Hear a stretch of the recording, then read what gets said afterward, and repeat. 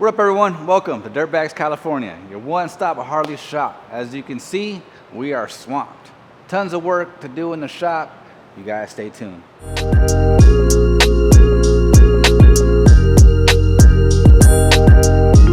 So it is Monday, people. We're back in the office, bending up these for the bagger models so we can make these little rails here. Orders are back online. We have a bunch of these. We got a bunch of these.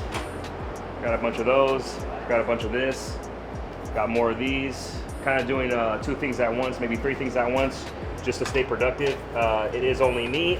So with that being said, everything's back online, back on the orders. So go on the website, we'll put the link.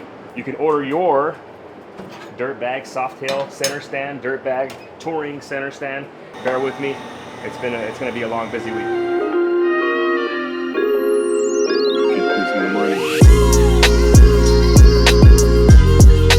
Well, hello again. Let me kind of give you a breakdown of what we're doing. We'll fast forward this for you because there's a lot that's going to happen today with these parts. Right now I'm sanding all these. I flaked them all. I got about 4 coats of clear on it, and I'm going to wet sand them and get all the nibs down and get it all cleaned up and ready for a layout. So once I got this all sanded, it's going to look something like this, all nice and smooth. What I'm trying to do is I'm going to have panels on here and some straight line graphics, but I don't want the peaks of the flake to pop up and show through the base coat that I'm going to put on here. The base coat that I'm going to be putting on here is a pearl, so if there's any kind of imperfections in the surface, it's going to show, it's going to mirror that surface and show that imperfection, right? So this one, the guy's going to want straight line graphics. Once I'm done sanding this, it's going to go out to the layout table, and then I'll start doing my layout. Kind of where we're going with this is going to be a teardrop style here. Give you just an idea really quick where we're going. And this is going to be 3 different colors.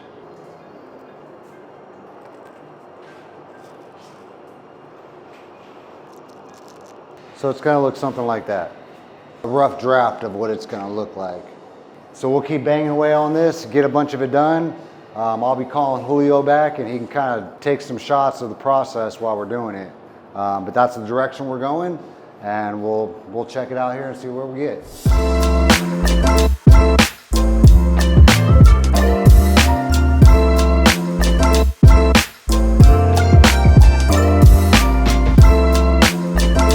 going to use this piece as a high metallic, and then the strip as high metallic, and then these are going to be the 3 colors. Why don't we cut this off right here, and then I'm going to do whatever color on there. Yeah, that's do the drop shadow. Yeah. Like that. But I don't want this right here, so I'll put none of that, or I'll take that off. And then do this a color. Yeah, it'll be right into it right here, and then this will be where the color starts, and then we're gonna just pinstripe this outer line. Like that, right? And then down the middle, and then drop shadow it. Right. So this will be 3 colors, and you're just gonna have to be able to just have the 3 colors, and then the drop shadow from the inside, and from right here. And no drop shadow on these ones. So I feel good about the front fender, I feel good about the rear fenders, the tank. I'll get rid of this. I wouldn't just, That kind of needs like a center band on this. do the dash to represent this piece.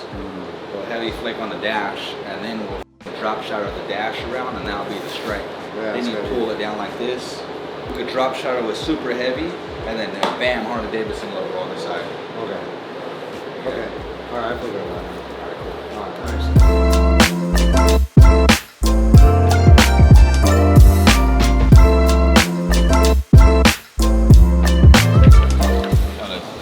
Speaking about my new designs right now, you know, I've been doing all that new stuff, them new things. Damn! This is a Mr. Steal Your Girl shirt right here, man. This is. We always do custom stuff. I always do custom stuff with Alex. I like to do that stuff because Might as well put it on for the camera. Show them the button. There goes the divorce. extra chubby today. That looks pretty good. I would have lifted it up with another game. Middle chest piece. They're going against the grain. Follow protocol. Put it where it needs to go, and it would look a lot nicer. We are going to be working on long sleeve coming up. I'm most likely going to skip just basic long sleeve and only offer the thermals. Keep it simple, basic, but still super fly. We don't use the word basic over here because we're not basic.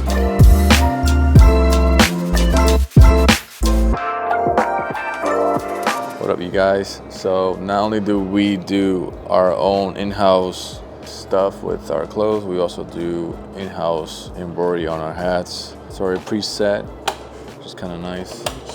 Everything's measured out. Some here, you're going to press this button. Once I press this button, it aligns. I want to make sure that this is aligned with this here. Once that's all set and ready, just press start and let the machine do its thing. To get the 3D effect on your hat, you need foam like this. Cut it to size. Once you get to this point, you want to pause the machine, get your foam set, ready where you want it. You're supposed to pin it down, but you know, we do it our way and let the machine do its thing. I suggest just holding it nice and flat so you don't have this flapping, and just keep an eye on the machine.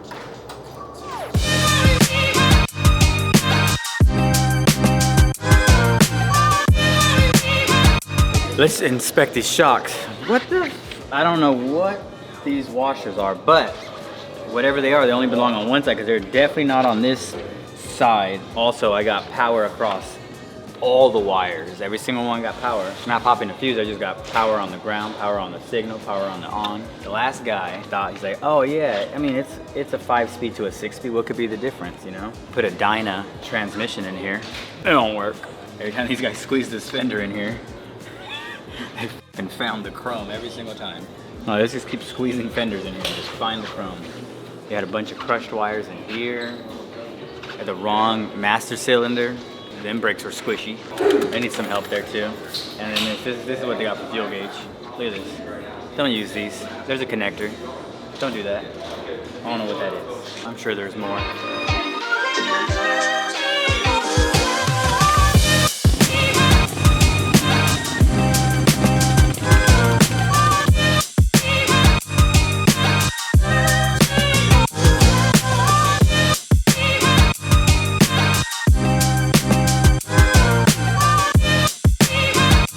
This is a reminder, Dirtbags California, we have you covered. Oil changes to full builds. You name it, we can do it, all right? You want work done by the best? Come to us, Dirtbags California.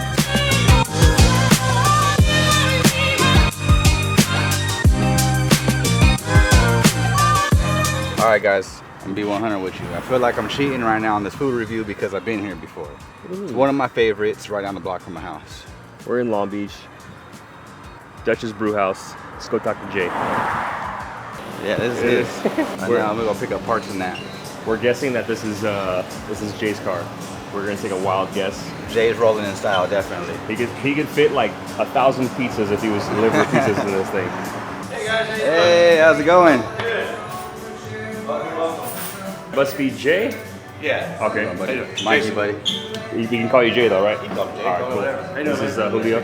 So that is your car out there. Yeah. So we were thinking that you could deliver at least like 1,000 pizzas in that thing, if you had to. I got it because I own a brewery as well. And, Kegs, another okay. brewery, yeah. So it's actually the nickname of that truck. It's a ramp site, Corvair ramp site, but it's now the Corvair keg site. Nice cake side. Put a lot of kegs.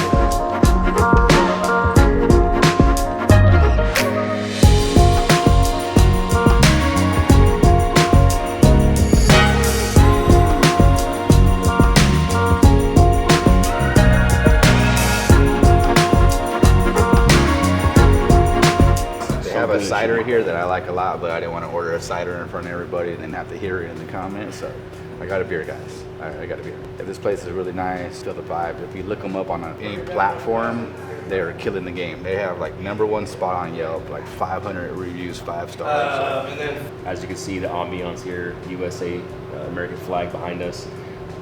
There's all kinds of money up there.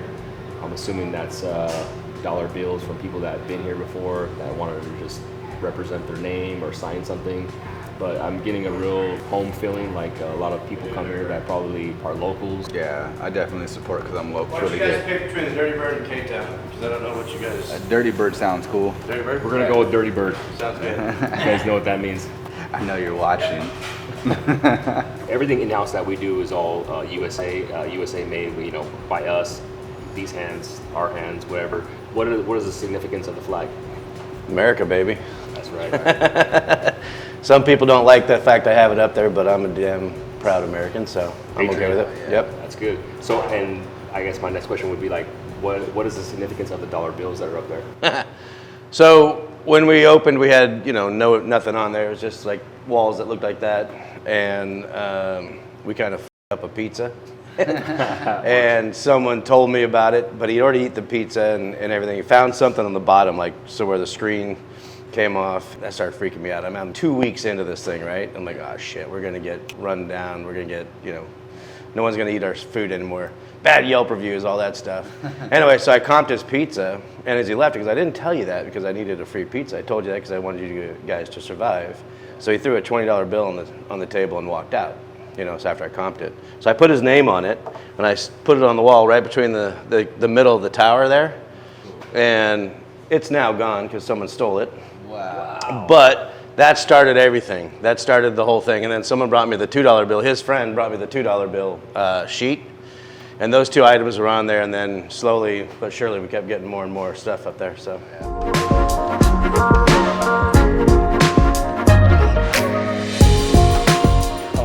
Smokes, Jay. What do you got here? The famous Texas Frito pie, baby. It's got Frito chips served in a bag of Fritos. Texas chili, which means no beans. Onions, sour cream, and jalapenos. Now I know. And cheddar cheese. Now I know why you got the American flag on the wall, because you can do whatever you want in America. You hear that, people? You can do whatever you want in America. And what are these? Those are our pretzel bites. It's our Shinerbach beer cheese, beer mustard as well. Nice. All right, we're gonna dig in here. Oh my goodness, this is my favorite, guys. What is I've been coming here for years for this. Look at the quality of the pepperoni right here. Little burnt ends. Oh, this is art right here at its finest.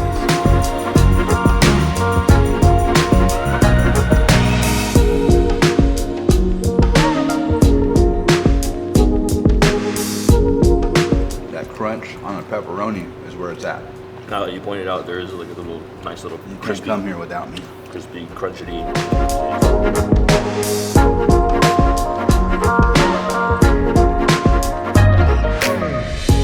All right, we're sitting here with Jay, the owner. So, I have a question. What do you look for in an employee?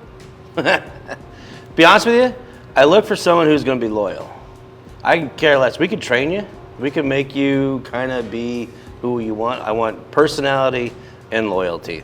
If you are a person that is going to be part of my family, you work for me, we're family. I'll take care of you. I've helped out employees in a lot of different ways. Still 2 employees that have been here for 6 years, and we're almost 7 years in. Oh, nice. They have other stuff going on in their life. They're doing it, but they still keep the job. So Dutch's Brew House, where did you get the name? My wife and I live our first house when we bought in Bixby Knolls is just over on Bixby, Gaviota, right? And it was the first time that we had a backyard, we had a pool, and we had a friend that needed to have us host their baby shower. I think it was baby shower or bridal shower. I don't know what it was. So I built a tiki bar. That tiki bar became a staple, and it was a temporary tiki bar. But I put so much time and effort into it. I may even tiled the top, right? But I was like, I was ready to get rid of it like 3 weeks later. Well, the neighborhood started hanging out. We started hanging out and doing pools, and the kids came over to swim in the pool and stuff like that. So I'd drive down the damn freeway, and I'd be checking into random places as I'm driving, just as a joke, like, oh, Jason's everywhere. People started checking into the Gaviota Tiki Bar, and so we had to come up with a name with it. My nickname is the Dutch, so it became Dutch's Tiki Bar. Nice. We fast forward a couple years later, I decided I wanted to open someplace, and my wife goes, well, you gotta call it Dutch's Brew House. My wife actually named the place. And your wife making you do it. And my wife, which, there's a lot of stories about my wife. She's told me, 2.5 years into building this place out, because I wasn't open for 2.5 years. It took me all this time to build it. And she goes, you need to shit or get off the pot. I'm like, all right. So we opened actually earlier than I was comfortable with opening. We're here today, so knock on wood. What's your mind telling you at that point where you're like, man, I'm strapped for cash. All this money's going into this place, and we need to open up. We need to make money. Like, what is your brain telling you at that point? Like, to be honest with you, the thing I needed to get over was myself. When I started this thing, I had no money. Jumped on the lease because the lease was perfect. It was a good part of town. I'm like, oh, I could do this. Kind of the same mentality. Like, I got this. I wasn't a contractor. But I literally walked into the plan with my plans for the first time into the planning department in Long Beach, and I said, here you go. A drawing of the front of the space. It only had 2 sheets. Was this it? I'm like, well, yeah, what else do I know. So my own ignorance was my own hurdle, if that makes some sense, right? The city wasn't the easiest thing in the world to work with. Instead of telling me what I needed, they just said, well, is this it? And it was, my own devices to try to figure that out, right? So the 2.5 years was because I didn't know what the fuck I was doing. I probably wouldn't have done it any different because I didn't have a lot of money. So I built this place myself. Me and one friend helped me kind of come up with the design concept and stuff like that. I told him what I wanted and he had this idea and boom, that happened. And then 5 really good friends that did a ton of the labor in here, like digging trenches. I started with $138 in my bank account. The first distributor I had dropped off kegs and said, you got 30 days. And I'm like, thank God, because I need that, right? By the end of that week, finally my permit gets there. I've already put in like $2 grand in the bank. I'm like, this is great. This is gonna work out. You kind of got to fight for what you want and sometimes push the limits. How can you describe like what it takes to own your own business? Stubbornness, tenacity, the willing to have fun and just say, F it. I got to be willing to lose everything, but the reward's there. All right, so I like to end it, all these interviews kind of the same way, with trying to give a little bit of inspiration to anybody that's watching, that's young or that's inspiring to own their own business or just, you know, has a dream, right? So if there's any words of inspiration or anything that you can say to the people out in YouTube land that want to own their business or that have dreams to own their business or that aspire to do something bigger than themselves, what would you say to them right now? Well, I guess in the words of Guy Clark, I would say strap on your cape and take a leap of faith. Because at the end of the day, if you don't believe in yourself, who's going to believe in you? Jay, again, thank you. All right, man. My pleasure. Appreciate it. Hell yeah. Thank you, sir. Appreciate it. Hell yeah.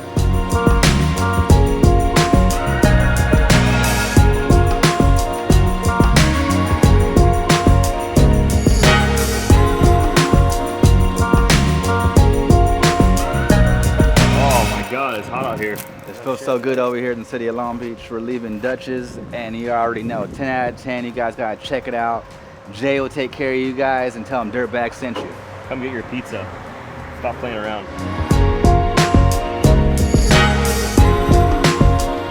What up, everyone? We're in the car.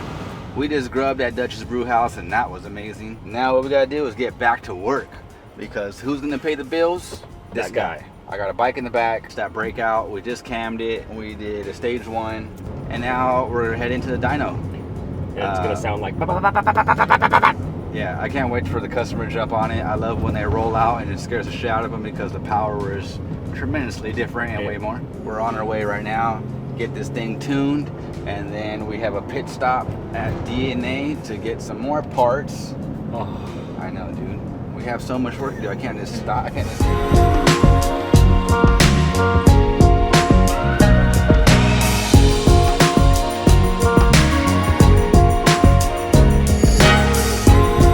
I noticed you copy what I say a lot too, bro. You gotta stop doing that. you copy what I say. No, I started with second to none, and you blew it out of the proportion last Okay, second to none.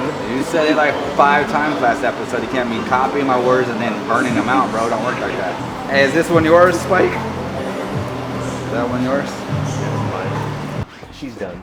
She's all done. She's ready to go to her new owner. What's that? What's that? God bless America. Work hard, you get it done.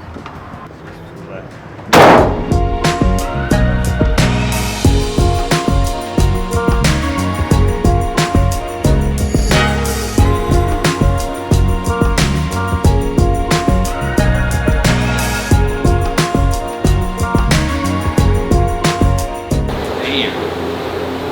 Another one coming to a hood near you guys.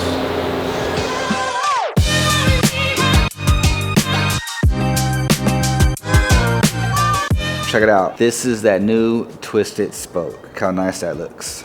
Super stick, new style, looks great with the white wall. You see the spokes behind me, and this one is really hitting it, man. Can't wait to use this on a new build that we have coming, but this is it. Don't let me catch you slipping with them old style twisted spokes, because those are not even considered twisted after you see these ones.